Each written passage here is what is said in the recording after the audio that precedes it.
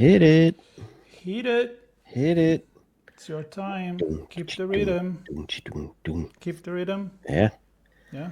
Drum it.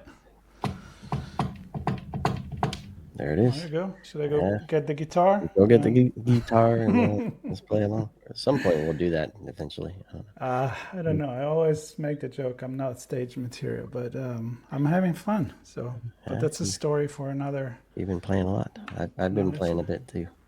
I'm pretending to be Oasis so that when I go see them, I know a little bit of chords in my head. There you go. And that's another story for another time too. So look how many stories we got. Same 4 chords. That's another story too. Right. But, what's the story today? What's the story, Morning Glory? That's the album. Okay, stop talking about Oasis. All right. That's something I said to myself. You're gonna have fun there. Wait. So Random and Unscripted, which is also fun. Being random and unscripted. Clearly, this isn't scripted because nobody knows what we're talking about. I live for being random and unscripted. Exactly. Yeah, man. Exactly. So, we've had a busy few weeks, and I don't know, a lot of calls with a lot of people, a lot of recordings. Some things stuck out for me, and I wrote a newsletter, so that's what I'm gonna talk about today. I'm gonna talk about a newsletter that I wrote too, and the last 2 they were actually related to events because, like you said, we were busy with that. It was a RSA conference, and it was InfoSecurity London, and when you go to those events, there is always some meetings and conversations and spark some good ones, and we have one that we spark reference to a movie that we really love, and it can be funny, a little stupid maybe for people that don't love the movie, but I think it hit the note. It did. I got some good feedback on what I wrote, and I know you did the same. So, yep. What's next? What's next? So that one is about crisis. The one I did was on crisis management and not letting things get worse during the crisis. So that was fun. But what struck me in the last few days, and we've talked about this in the context of innovation, where technology is really a collection of things that each part might be small or it might be very meaningful or impactful, but together makes the system, and the system is what makes things really cool, right? So a phone has multiple components, and together they make the phone with the camera and the video and all this stuff. And so my article is about looking at all of that, not in the context of supply chain, but more of a system of systems. All these pieces, parts, be it on a device like a car with sensors and controllers and then connected to clouds to get updates and feed traffic data, or a health monitor that connects to a phone that connects to an electronic health record system. Each of those pieces play a part in delivering, travel, autonomous cars, or healthcare in the health space. And my view over the years has been that we tend to focus on the parts.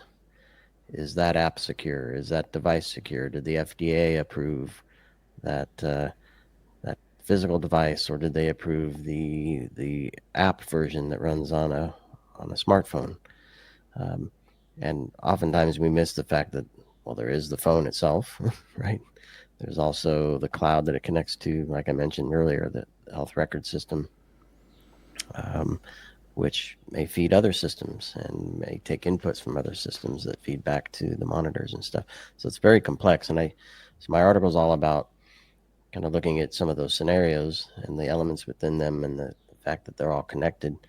And it's the connectedness of all those things that we hopefully can get a handle on and a view around in terms of being secure.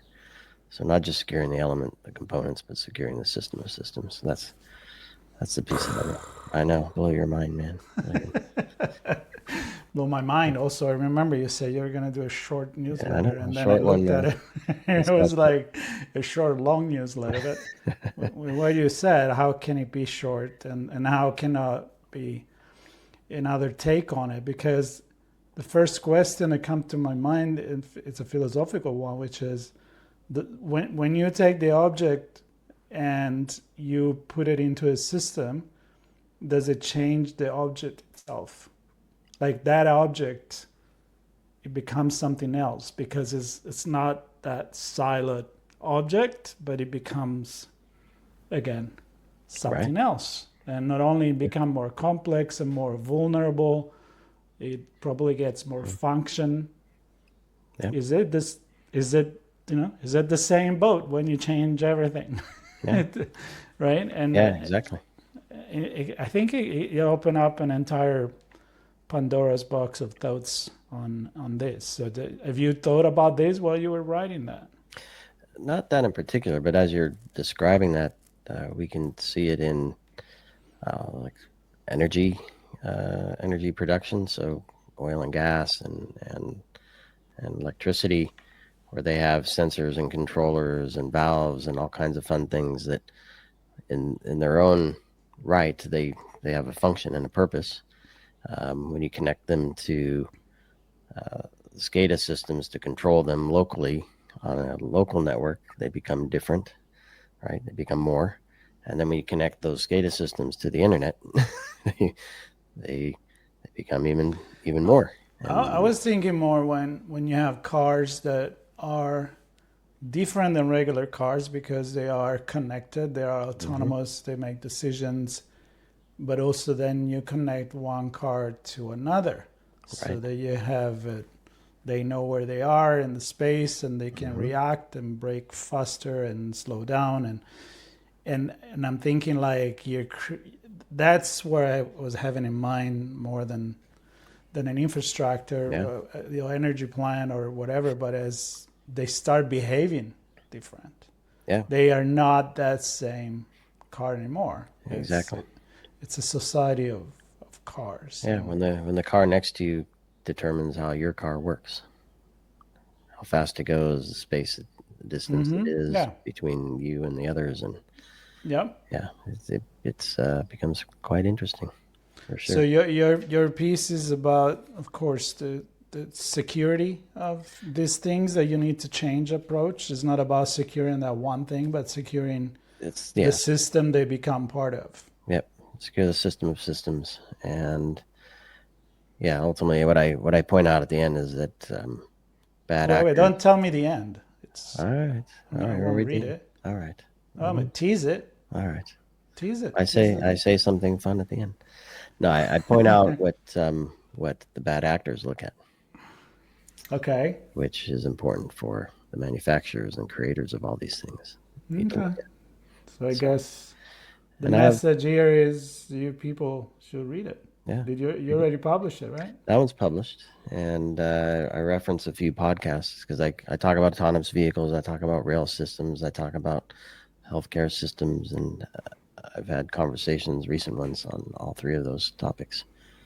And so those are good listens as well. So they're available as part of the Yeah. You part of know, we forget sometimes the conversation that we had, and I think it's okay because when I went to publish the last piece that goes into the ITSP magazine, general, what I call radio, because we put everything in there. What are we? 2,400 and yeah, 20 almost 2,500 episodes of this one. right? So I think it's okay if we forget about something something that we talked about. As a matter of fact, that when I was writing my newsletter, I thought about that maybe I already touched on that and from a different angle. So because this is about what we're working on in terms of the next newsletter, and you already published, and by the time people listen to this, mine will be published as well. Yeah. It's actually a reflection about robotics because I ended up rereading, or actually listening to the I, Robot series from Asimov, which he wrote. The first one called Robbie, go figure. Mm-hmm. That was pretty creative. Yeah, 1939, he called Robbie the first robot. Very cute. there you go. And it's a great story. It's a short story, and I thought about, does it have a different meaning now compared with when I read it? Let's say when I was a teenager in the 80s, where sci-fi, like robotics, was really speculative sci-fi in terms of being the artificial intelligence. I mean, we know it could have been possible, but it was so far from our mind. And listening to it now with my funny relationship with ChatGPT that we call Tape 3, and robotics becoming more and more human, and human becoming more and more robotics with stuff that we put in our body for health reason most of the time. But we know a few people that like to go the next step. Mm-hmm. And it is a different story.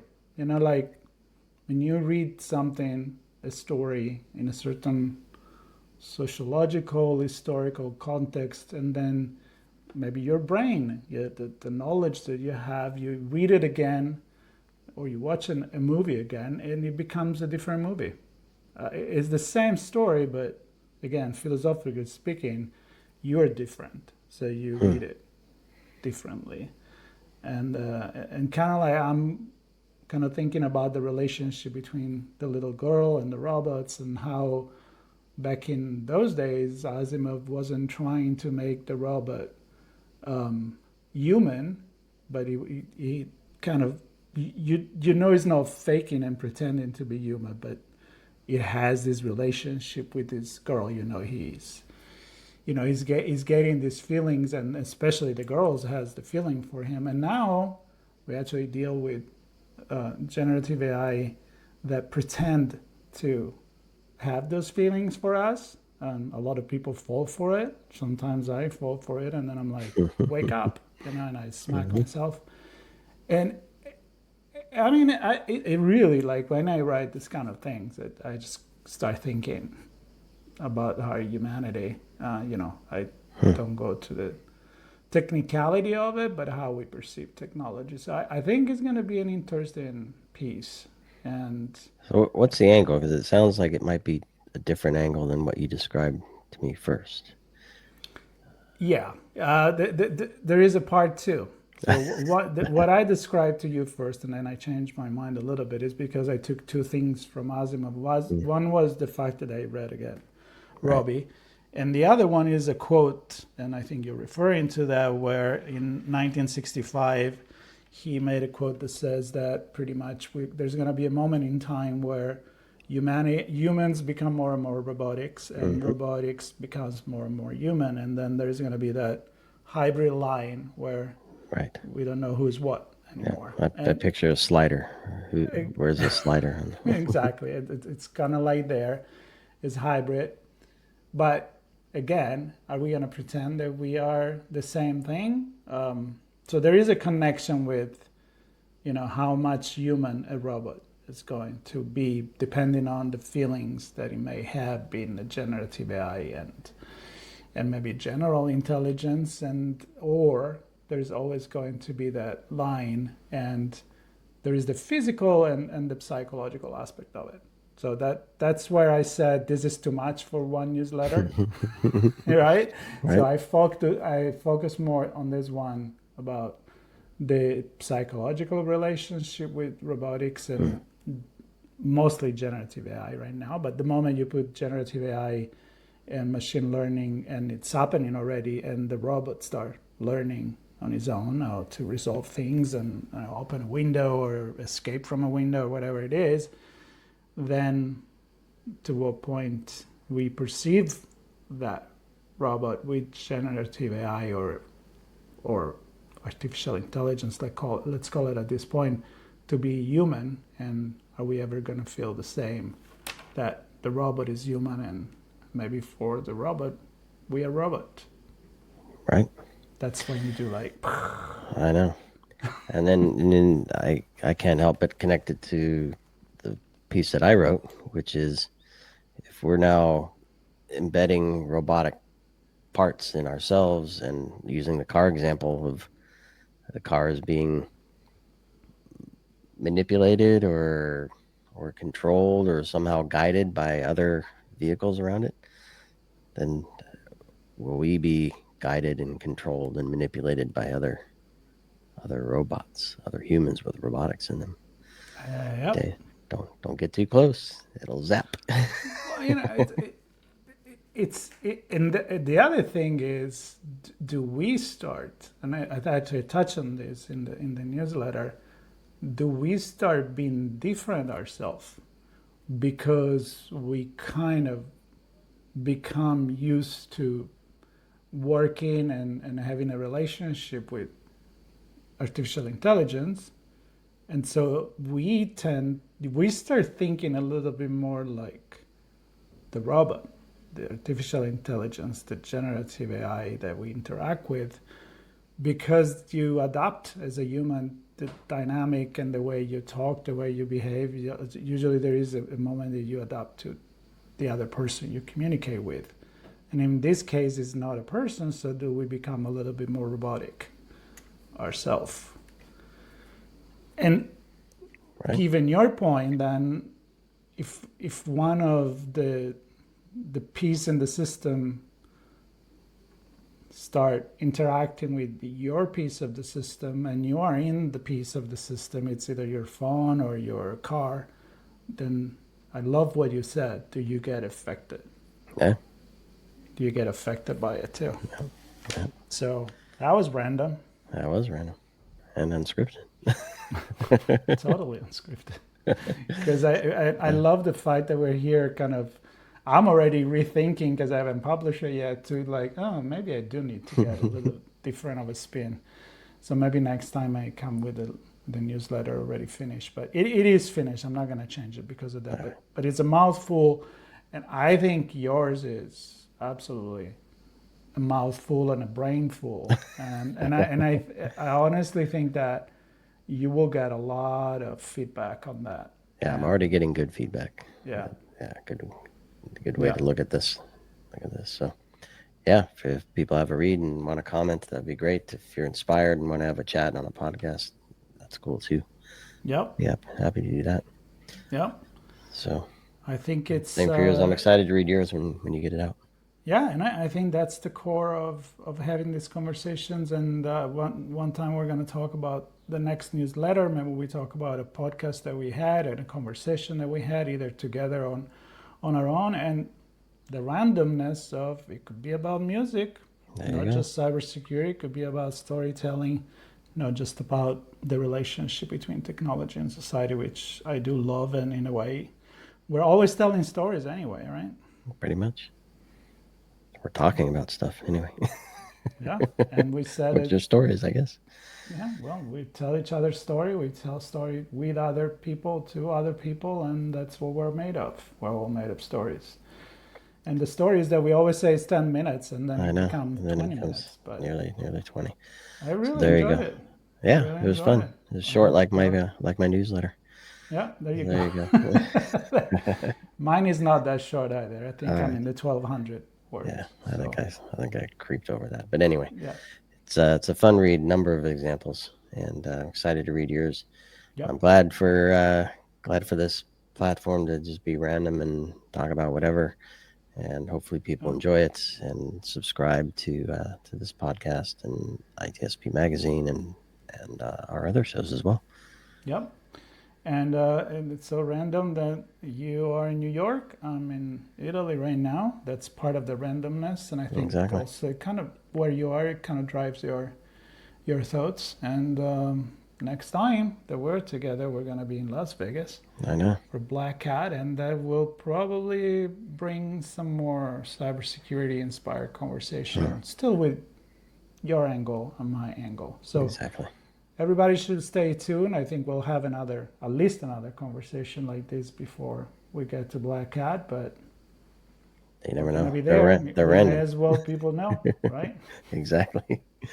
All Exactly. right, everybody, All stay right. tuned, Yep. subscribe, and stay random and unscripted because it's pretty cool. It is fun. It is fun. All right. See you, everybody. Peace Cheers. out.